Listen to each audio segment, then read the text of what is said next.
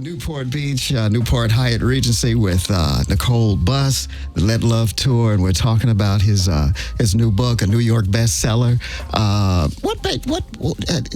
What inspired you to really put that book together? Life's experiences, personal experiences, or? Well, it was really conversations I was having with people, and a lot of the conversations was based around the political climate and how bad, the president and things. Toxic. It's toxic.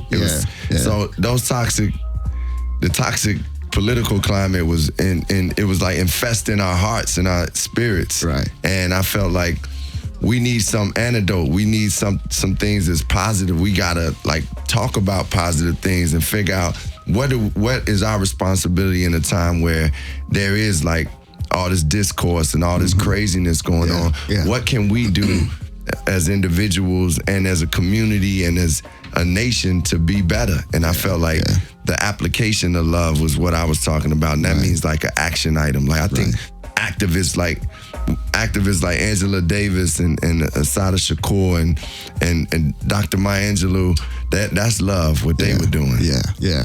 So this toxic situation that we have going on in D.C. and the elections that are coming up in 2020, and people, some folks will say they're so disenchanted.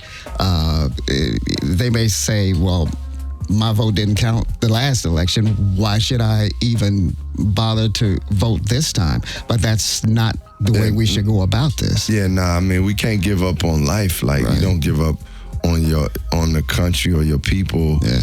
I think that's just giving up. And I think, we have been disappointed so much over time that it does become discouraging, but we find the courage in the fact that this time with President Trump in office, that was a real tough time. It's been a tough time, but we also had President Obama in office, and your vote counted then. So we can make it count this time. Definitely. And it's it's people that we can identify that will do better for us if we go out and vote for them. Yeah.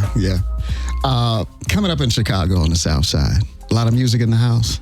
Well, you know what? To be honest, my mother didn't play a lot of music. I got up on a lot of music from my babysitters. They were the ones playing the music. Are you serious? Yeah, they would. It's so common. Were they fine babysitters? Yeah, they were definitely beautiful. I loved them, man. They treated me well. They were good people, and I always ate good.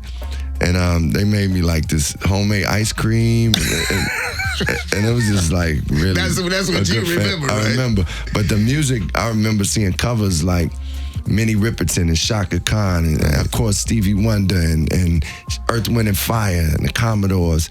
So that's how I was getting my music. Yeah, you talk about fatherhood. Now you have a daughter, right? Yeah. Do you have sons? Nah, no sons. Okay, so now with daughters, I have daughters. Well, I have daughters and sons. Yeah. But now with my sons, I can say, hey, back to school, stuff like that. Hey, let's go down here to Walmart and Target. I get you a white T-shirt, pair of blue jeans, and some sneakers, and call it a day. Hey, you good? Right? You ain't doing that with a daughter, buddy. Right. Nah. So for you and your daughter, the father-daughter relationship, that dynamic, is it difficult to communicate sometimes, or does she see where you're coming from, or you can see where she's coming from?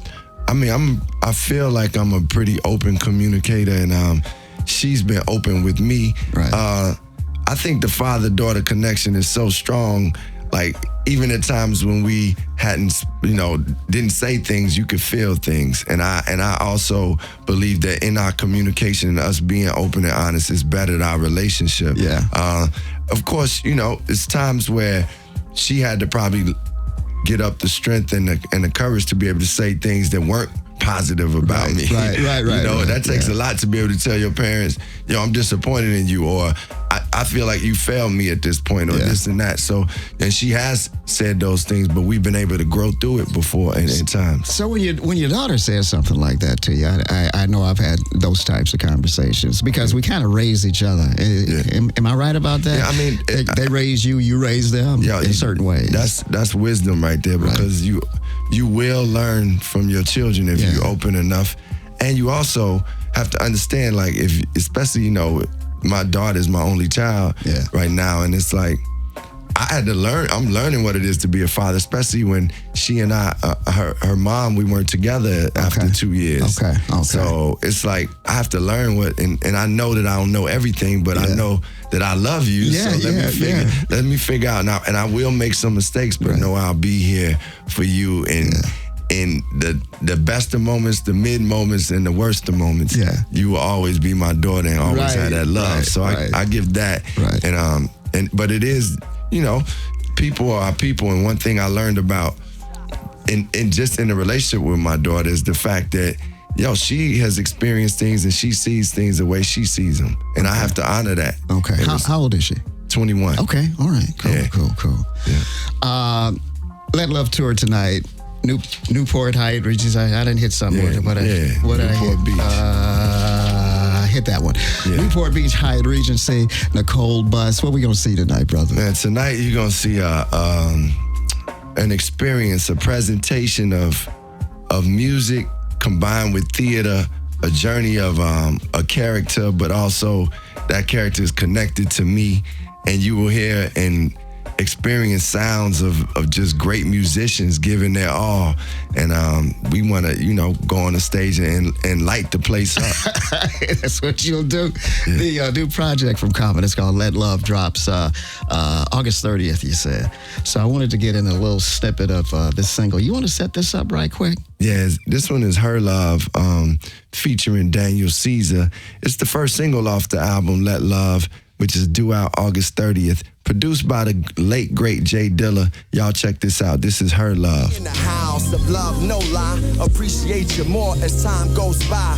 When it's truly true.